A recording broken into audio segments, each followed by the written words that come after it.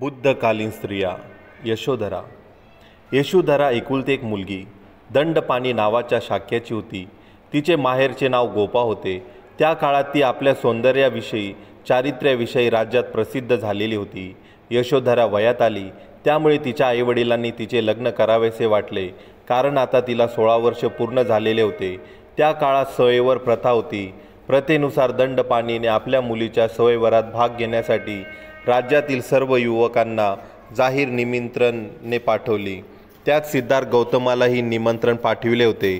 सिद्धार्थाने आपल्या मातापित्याच्या इच्छेनुसार त्या स्वयंवरात जाऊन यशोधरेचे पाणीग्रहण करण्यास गेला.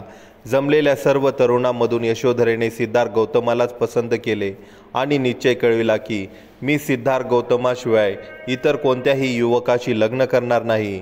यशोधरेचे वडील दंडपाणी या विवाहास नाराज होते.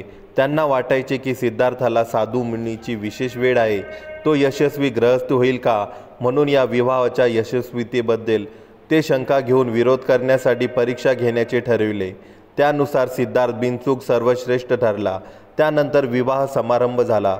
यशोधरेला खूप आनंद झाला, कारण विवाहापूर्वी यशोधराने वडिलांच्या त्यांच्या शंकेवर बजावले होते. साधूच्या व तपस्व्याच्या सहवासात राहणे हा काय अपराध नाही. तिच्या इच्छेप्रमाणे तिला पती मिळाला होता. विवाहानंतर तिचे नाव यशोधरा ठेवले गेले. विवाहानंतर अनेक वर्षांनी यशोधरेला एक पुत्ररत्न झाले. त्याचे नाव राहुल असे ठेवण्यात आले. शुद्धोधनाने सिद्धार्थासाठी 3 राजमहल 3 ऋतूमध्ये राहण्यासाठी बांधले. पुढे रोहिणी नदीच्या पाण्यावरून झालेल्या कलहामुळे अनेकाच्या विरोधाला झुगारून सिद्धार्थ गौतमाने ग्रहत्यागासाठी निरोप घेऊ लागला. आई वडिलांची आज्ञा घेऊन यशोधरेकडे गेला व म्हणाला, यशोधरा, मला सांग, परिव्रजा घेण्याच्या निश्चयाबाबत तुला काय म्हणायचे आहे. तेव्हा यशोधरा म्हणाली, मी तुमच्या जागी असती तरी आणखी दुसरे काय करू शकले असते. पुढे असेही म्हणाली की मी ही परिव्रजा घेतली असती, पण मला राहुलचे संगोपन करावयाचे आहे. तुम्ही निश्चित राहा, माझी आपणाला अनुमती आहे. यशोधरेने आपल्या पतीला पूर्ण पाठिंबा दिला. सिद्धार्थ सर्वांचा निरोप घेऊन निघून गेला. यशोधरा किती शूर, धैर्यवान, उदात्त मनाची स्त्री आहे याची सिद्धार्थाला कल्पना आली होती. सिद्धार्थाला पोहोचवून छन्न परत आल्यावर यशोधरेने अनुज्ञा दिली होती. ती आक्रोश करून रडू लागली. तिच्याबरोबर सर्व स्त्रिया मोठ्याने आक्रोश करून अश्रू ढाळू लागल्या. यशोधरा स्वभावातच संयमशील होती, तरी तिच्या या दुःख स्थितीने तिच्या मर्यादेचा बंधारा फुटला होता. त्यानंतर कुटुंबातील सर्वांनी देवाची प्रार्थना केली. सिद्धार्थ गौतम सुरक्षित परत यावा म्हणून यशोधरा व तिचे सासू सासरे देवाची आराधना करत दिवस घालवित होते.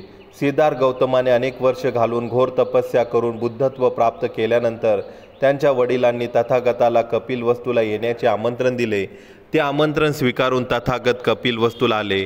त्यांनी मातापित्याची भेट घेतली. यशोधरा व राहुल यांचीही भेट घेतली.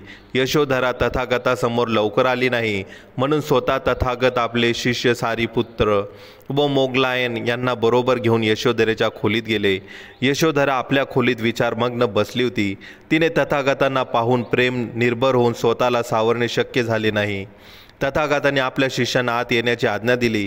ते त्यांना म्हणाले, मी मुक्त आहे. मात्र यशोधरा अद्याप नाही. ती अत्यंत दुःखी आहे, कारण मला बरीच वर्ष पाहिलेली नाही. तिचे दुःख हलके झाले नाही तर तिला आणखीन यातना होतील. यशोधरेने तथागताचे पाय धरले आणि रडू लागली. सासरे शुद्धोधन तेथे आहेत म्हणून लज्जेने उठून बाजूला बसली. पती विरहाच्या 7 वर्षाच्या काळात सिद्धार्थाने केशोपन केल्याचे समजल्यापासून तिनेही केशोपन केलेले होते. पतीने सुगंधी द्रव्य अलंकार याचा त्याग केला म्हणून यशोधरेने ते वापरण्याचे सोडून दिले होते. पतीप्रमाणे तीही ठराविक वेळीच मातीच्या भांड्यात अन्न सेवन करीत होती. तथागतांना तिचे पावित्र्य, कोमलता आणि तिची भक्ती हे गुण त्यांना अमोल व उपकारक ठरले होते. हे तिचे कर्म होते व तिच्या थोर पुण्याचाच तो परिणाम होता.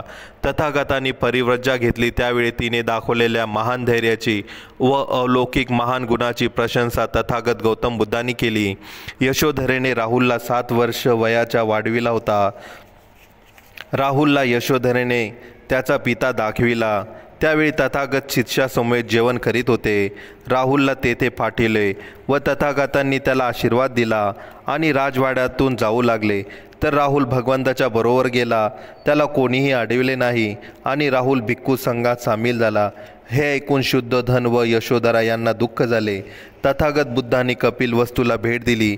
त्यावेळी शाक्य स्त्रियांना संघात प्रविष्ट होण्याची उत्सुकता लागली होती. महाप्रजापतीने पुढाकार घेऊन यशोधरेने स्त्रियांना एकत्र जमा केले आणि सर्व स्त्रियांनी ठरविल्याप्रमाणे यशोधरेने मुंडन केले. पित्त वस्त्रे धारण करून चालत वैशाली गाठली.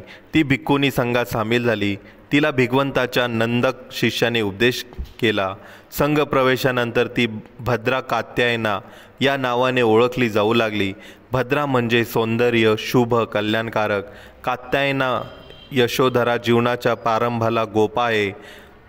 कात्यायना यशोधरा जीवनाच्या प्रारंभाला गोपा आहे.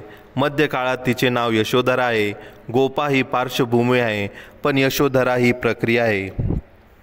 गोपानंतर यशोधरा पण तिला सौंदर्य गौतमामुळे प्राप्त झाले होते. वर नमूद केल्याप्रमाणे यशोधरा ही अवस्था आहे आणि म्हणून ती भद्र कात्यायनाची प्रयोगशाळा आहे.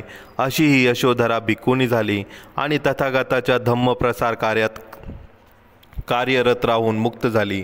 तिच्या जीवनातील उदात्त वृत्तीमुळे तिच्या आध्यात्मिक पुण्याईच्या कीर्तीवर भर पडली आणि तिला अद्वितीय व्यक्तिमत्व प्राप्त झाले.